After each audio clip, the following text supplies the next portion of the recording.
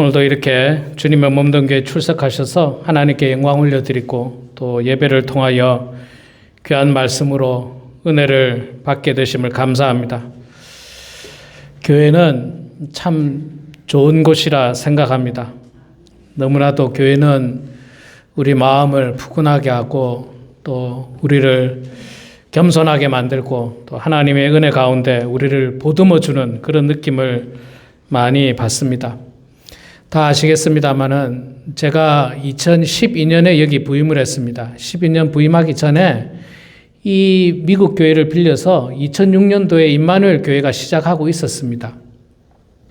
임마누엘 교회가 하고 있다가 목사님이 떠나시고 나서 목사님이 안 계실 때에 제가 유카이파에서 목회를 했는데 그때 두 교회가 통합을 해서 범원 한인교회라고 이렇게 했습니다.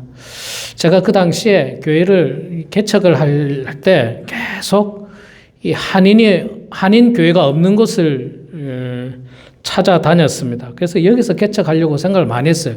저는 여기 임마누엘 교회가 있는지 몰랐어요. 그때 있는지 몰라가지고 그런데 교회를 찾아다녔는데 교회가 이 렌트 할 만한 교회가 없었습니다. 그런데 이렇게 또 하나님께서 길을 열어주셔서 이 교회에 부임할 수 있게 되는데 너무너무 감사하고요. 다 아시다시피 당신만 하더라도 이쪽에 교회, 한인교회는 우리 교회밖에 없었습니다. 서쪽으로는 레드랜드까지 가야 됐었고 동쪽으로는 팜스프링까지 가야 되는 그런 곳이었는데 참 이 지역에서 복음을 전할 수 있다는 것은 참 감사한 일이었습니다. 교회가 존재하는 목적은 분명합니다. 교회는 복음을 위해서 존재하고 또 하나님께 예배드리는 공동체이고 또한 그리스도 안에서 아름다운 친교를 나누는 공동체입니다. 오늘 사도 바울은 로마서 서신 말미에 교회가 어떤 공동체가 되어야 하는지에 대해서 이야기해 줍니다.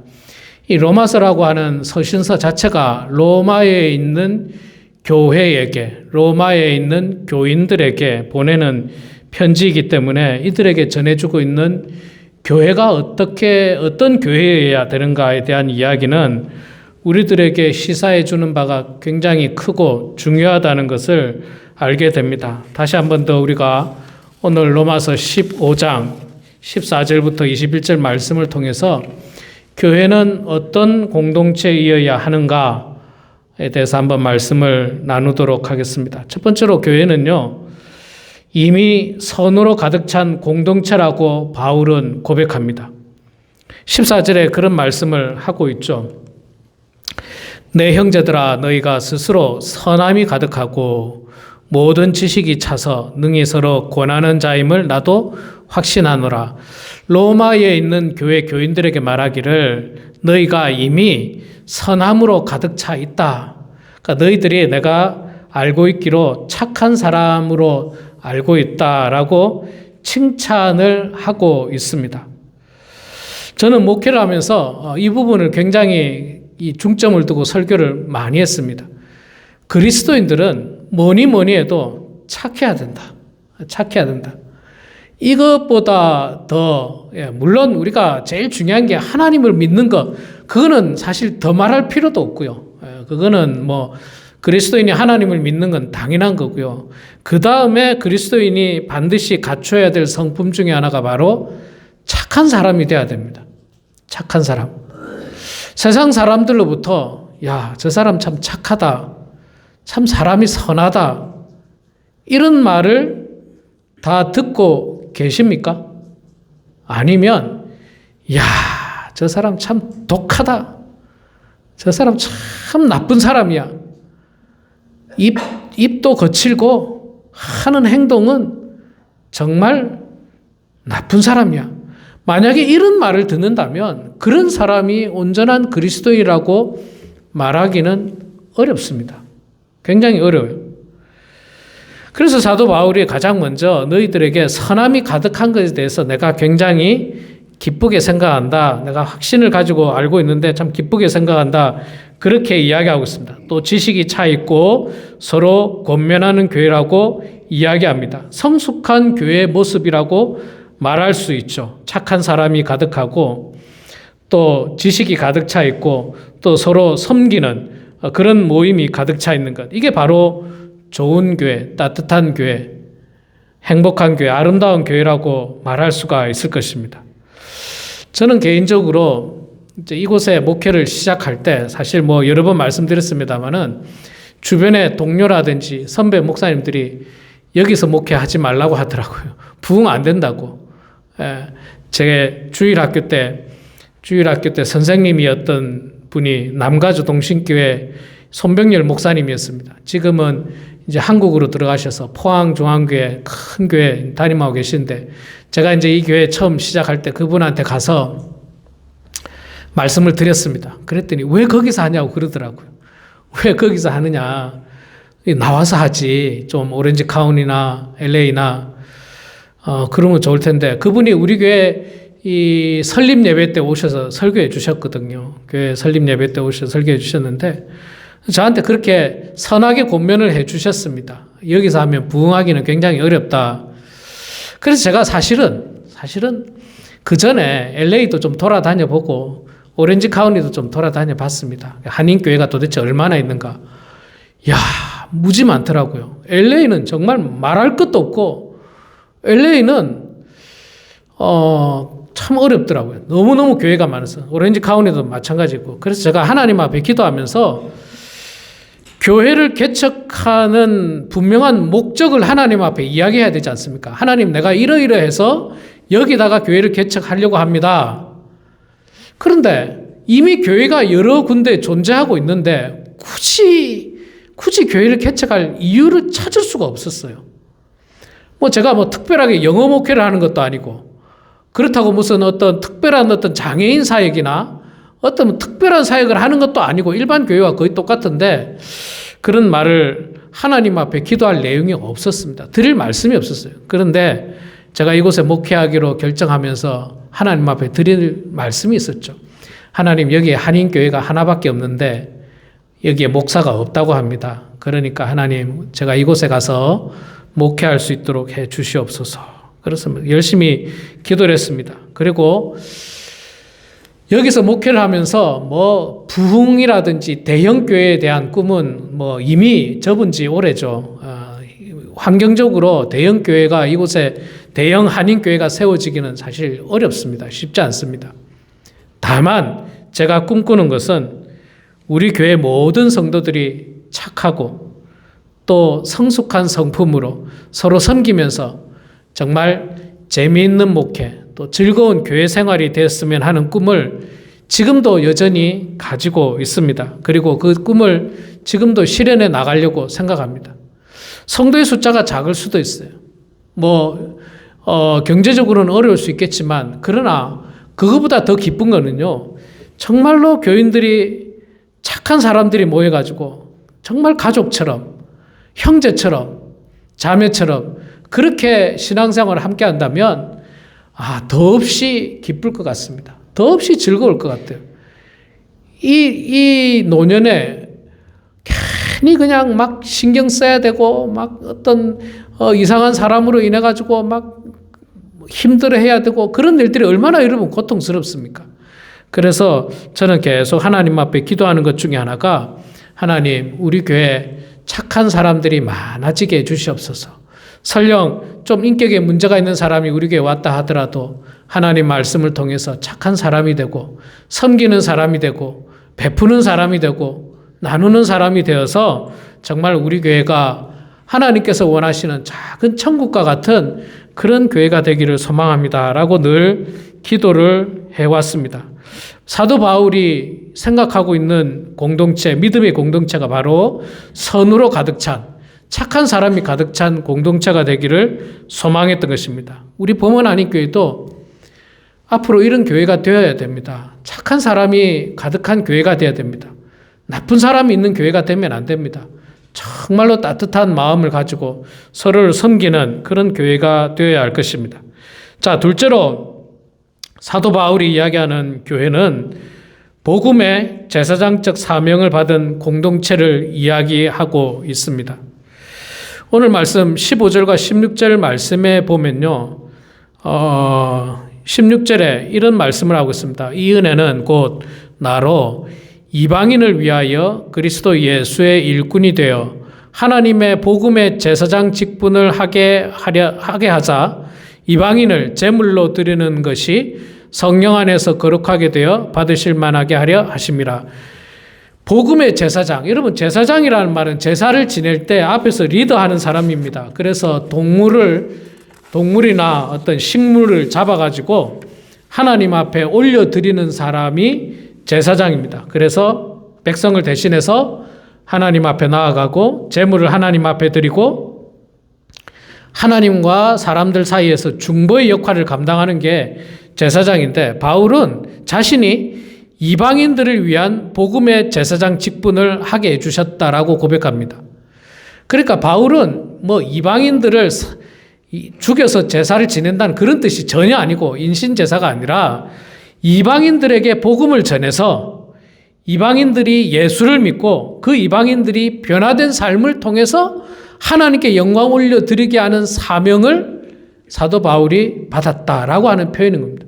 쉽게 말해서 바울은 유대인들에게 복음을 전하는 사람이기보다는 주로 이방인들에게 복음을 전해서 하나님께 영광 올려드리는 제사장 직분을 받았다, 그렇게 이야기하고 있는 것입니다.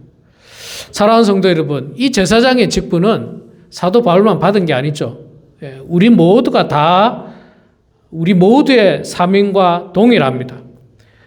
아직도 예수 그리스도를 알지 못하는 주변의 많은 사람들, 또 옛날에 교회를 다니다가 상처를 받은 사람들이 많아요. 왜냐하면 교회가 광야 같은 곳이 교회거든요. 광야 같은 곳. 정말 신앙생활 하다가 실족당하기 쉬운 곳입니다. 그래서 교회를 안 나가는 사람들이 참 많습니다.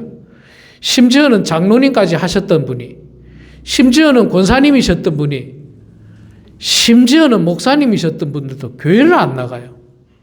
교회를 안 나가고 그냥 뭐 가정에서 예배 드리시겠죠. 가정에서 예배 드리실 텐데, 그러나 여러분, 교회는 그리스도의 몸입니다.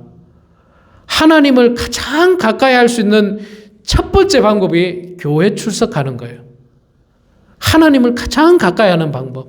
교회에 출석해서 믿음의 식구들과 함께 하나님께 찬양하고 경배하고 예배드리고 말씀 듣고 그리스도 안에서 친교를 나누고, 여러분 그리스도 안에서 친교 나누는 것도 대단히 중요한 우리의 사명 중에 하나입니다. 그런 모든 것들을 감당할 수 있는 것이 바로 교회입니다. 그런데 교회 나가다가 뭐 어려운 일들이 생기잖아요. 당연히 어려운 일이 생기죠. 우리 부부 간에도 마음이 안 맞을 때 있고, 다툴 때 있고, 의견 충돌이 있을 때도 있고, 마음 상할 때도 있고, 그래서 한동안 말 안 할 때도 있고, 뭐 그럴 때가 얼마나 많습니까? 부모 자녀 간에도 그런 갈등이 있는 사람들도 있고, 형제 간에도 갈등이 있는 사람들이 얼마나 많습니까? 하물며 교회 안에 정말 육신의 피가 하나도 섞이지 않은, 생물학적으로 전혀 남남이었던 우리가 한 마음을 가지고 그리스도를 섬긴다는 것, 그러다 보면 여러 가지 갈등이 생길 수 있습니다. 여러 가지 어려운 문제들이 생길 수 있습니다. 그러나 그럼에도 불구하고 그 어려움 속에서 하나님 앞에 기도하며 믿음이 흔들리지 않고 주의 몸된 교회에 붙어 있으면서 하나님을 섬겨 나가는 것이 바로 우리들의 가장 큰 사명 중에 하나입니다. 그렇게 예수 그리스도를 떠난 사람들에게 다시 한 번 더 우리가 복음의 제사장적 사명 가지고 중보의 역할을 감당해야 되죠. 사실 나이가 들면 사람들에게 아쉬운 소리 하고 싶지 않을 수 있습니다. 뭐 나 혼자 열심히 교회 나가면 되지, 굳이 내가 저 사람한테 가서 교회 나가자고 이야기를 해야 되나? 내가 왜 저 사람한테 아쉬운 소리를 해야 되나? 여러분, 이거는 아쉬운 소리를 하는 그런 차원이 아니라 한 영혼을 살리는 사역이고 한 생명을 살리는 사역이기 때문에 우리가 가만 놔두면요, 죽음을 방조하는 거예요. 그 영혼이 죽어가는 것을 그냥 방조하는 거예요. 물론 열심히 복음을 전하는데 안 듣는 사람이 있어요. 개 중에는 그렇게 애를 쓰고 공을 들이고 뭐 선물도 하고 음식도 나눠주고 뭐 다양한 공을 들였는데도 안 듣는 사람이 있어요. 그러면 뭐 예수님도 뭐라고 했습니까? 할 수 없다는 거예요. 바지에 먼지를 떨고 그냥 나오라. 어쩔 수 없어요. 그거는. 그러나 한 번도 손을 내밀지 않는 것은 자칫 잘못하다가는 그 책임이 우리에게 있을 수 있습니다. 저 죽어가는 영혼에게 내가 한 번이라도 복음의 손길을 내밀어야 되는데 그렇지 않으면 안 되는 겁니다. 자, 그리고 사도 바울은 교회의 자랑은 오직 예수 그리스도라고 17절에서 18절에 이야기합니다. 17절에 그러므로 내가 그리스도 예수 안에서 하나님의 일에 대하여 자랑하는 것이 있거니와 그리스도께서 이방인들을 순종하게 하기 위하여 나를 통하여 역사하신 것 외에는 내가 감히 말하지 아니하노라. 그렇게 말씀하고 있습니다. 내가 감히 자랑하지 않겠다. 사실 여러분 우리는 성경 말씀을 통해서 사도 바울의 활약상을 잘 알고 있습니다. 정말 이 예수님의 제자 가운데 복음 사역자들 가운데 사도 바울처럼 그렇게 열심히 한 사역자가 없을 만큼 정말 훌륭한 사역자였습니다. 가는 곳곳마다 교회를 세웠습니다. 기적을 행했고 이 세계 선교를 감당했습니다. 뭐 다른 제자들도 다른 나라에 가서 복음을 전했지만 주로 유대인들을 위한 복음 사역했지만 사도 바울은 아예 유대인들은 제쳐놓고 내가 이방인들에게 복음을 전하겠다. 그렇게 선포를 하고 그가 열심히 그리스도 예수를 위해서 이방인들에게 복음을 열심히 전했습니다. 내가 자랑할 것은 그리스도 말고는 자랑할 게 없다. 사실은 자랑할 게 정말 많은 사람인데 자랑할 게 많아요. 미국에 와서 제가 이민생활 초창기에 보니까 참 이민생활에 큰 낙이 없어요. 낙이 없는데 그 중에 낙이라고 할 수 있는 것 중에 하나가 자랑이에요. 자랑. 내가 어떻게 살았고 내가 어떻게 성공했고 내가 어떻게 이 땅에서 잘 견뎌내고 있는지에 대한 자랑을 많이 합니다. 사람들이 많이 해요. 그리고 그 자랑에는 항상 보면 팩트만 있는 게 아니라 약간 좀 덧붙여요. 보통의 경우 약간 살을 좀 더 붙여가지고 좀 더 과장을 하는 경우들이 굉장히 많습니다. 그런데 바울은 말하기를 이 교회의 자랑은 그리스도밖에 없다는 거예요. 그리스도밖에. 건물을 자랑할 것도 아니고 목사님을 자랑하는 것도 아니고 우리의 재정을 자랑하는 것도 아니고 우리의 자랑은 오직 예수 그리스도라는 겁니다. 이게 너무너무 훌륭하지 않습니까? 너무너무 훌륭해요. 세상 사람들은 있잖아요. 자꾸 자기의 어떤 자랑거리를 말하고 싶어 합니다. 자꾸 말하고 싶어요. 그러나 저는 이제 거기에 대해서 있잖아요. 많이 잘 들어줍니다. 개인적으로 잘 들어주고 또 들어줄 뿐만 아니라 굉장히 축복하고 또 칭찬도 하고 격려도 많이 합니다. 좋습니다. 그런데 궁극적으로 우리의 자랑은 예수 그리스도가 돼야 된다는 겁니다.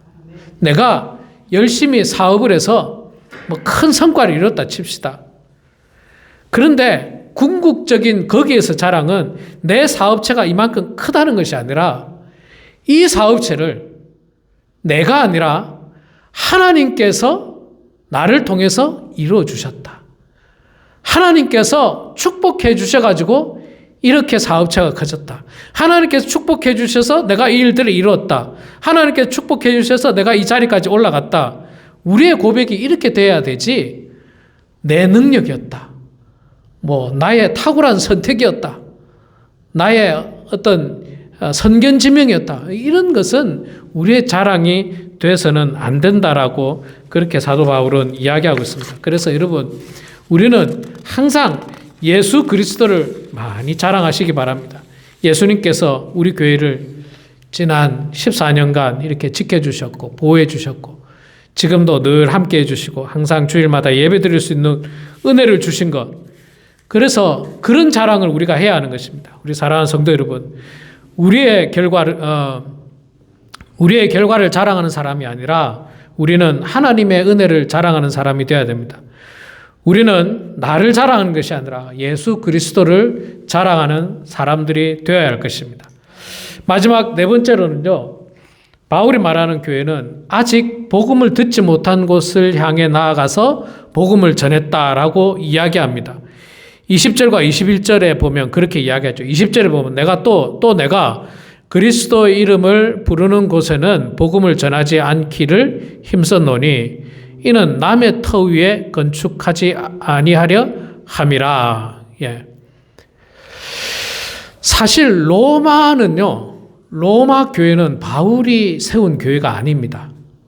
바울이 세운 교회가 아니에요. 바울이 방문하기 전에 이미 누군가에 의해서 로마 교회가 세워져 있었습니다. 그래서 바울은 이 말을 통해서 내가 로마에 가서 또 다른 교회를 세우려고 하지 않는다. 그런 표현인 것입니다. 누군가의 남의 터 위에 건축하지 아니하려고 한다. 예. 여러분 세상에서도 있잖아요. 세상에서도 그렇지 않습니까? 이게 우리가 세상 비즈니스와 비교한다는 것이 조금 어색하지만 세상에서도 이미 비즈니스를 하고 있는데 그 옆에다가 비즈니스 하고 있는 것은 이 도덕적 윤리적으로 맞지 않습니다. 그렇게 하려고 또 하지 않고요. 그게 맞지 않아요. 여러분 교회도 역시 마찬가지입니다. 물론 한인이 많은 한인타운이라고 한다면 교회가 여러 개 있어야 되겠죠. 그런데 저는 아무리 생각해도 1층에도 교회고 3층에도 교회고 여기도 교회인데 바로 옆집도 교회고 그러면 도대체 어떤 이유에서 거기에다 교회를 세웠을까에 대한 질문이 생기더라고요. 저는 진짜 물어보고 싶어요. 그 목사님이 찾아가서 왜 이미 교회가 있었는데 그 옆에다가 했습니까? 그분은 나름 어떤 무슨 사명이 있을 수는 있겠죠. 그러나 일반적으로 보면 그게 모양이 좋지 않습니다. 세상 사람이 볼 때도 있잖아요. 세상 사람이 볼 때도 야 여기 교회 있는데 바로 옆에다가 2층에다가 또 교회를 지었네? 세상 사람이 볼 때도 이상해요. 이거 무슨 비즈니스도 아니고 무슨 세상 맛집도 아니고 교회를 여기다 세우고 저기다 세우고 사도 바울은 그렇게 하지 않겠다라고 선언하고 있습니다. 내가 남의 터 위에 건축하지 아니하려 합니다. 제가 여기에 목회를 처음 시작한 게 딱 그 이유입니다. 동쪽과 서쪽으로 15마일 이상, 15마일 안쪽으로는 교회가 없었어요. 딱 제가 목회 시작할 때. 남쪽으로는 20마일 이상 해매까지 교회가 없었으니까요. 북쪽은 산이니까 없고. 그래서 제가 간혹 집사람한테도 그런 이야기입니다. 행여나 제가 어떤 일이 있어서 교회를 떠나게 된다면 나의 다음 목회지는 더 사막이다. 더 한인교회가 없는 곳으로 가겠다. 제가 그런 마음을 먹었어요. 더 한인교회가 없는 곳으로. 이미 한인교회가 즐비한데 여러분 한인교회가 적은 지역에 여러 교회가 생기잖아요. 여러분이 잘 아실 겁니다. 어떤 현상이 일어나는지 아시죠? 여기 갔다 저기 갔다 그러면서 목사가 내 말을 안 들으면 여기 가고 내 말 잘 들으면 여기 있고 이 사람도 이 목사가 내 말 잘 안 들으면 저기 가고 그런데 말을 잘 안 듣는다는 게 목회자가 개인적인 일을 시켜서 말 안 듣겠습니까? 기도합시다라든지 성경 말씀 봅시다라든지 신앙적인 권면을 했을 거예요. 그게 불편하다는 거예요. 신앙적인 권면.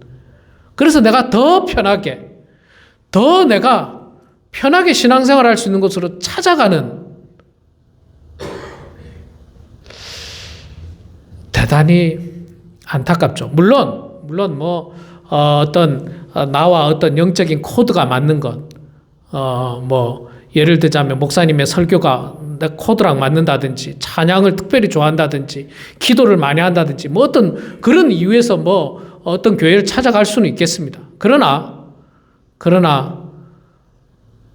아주 세상적인 방법을 가지고,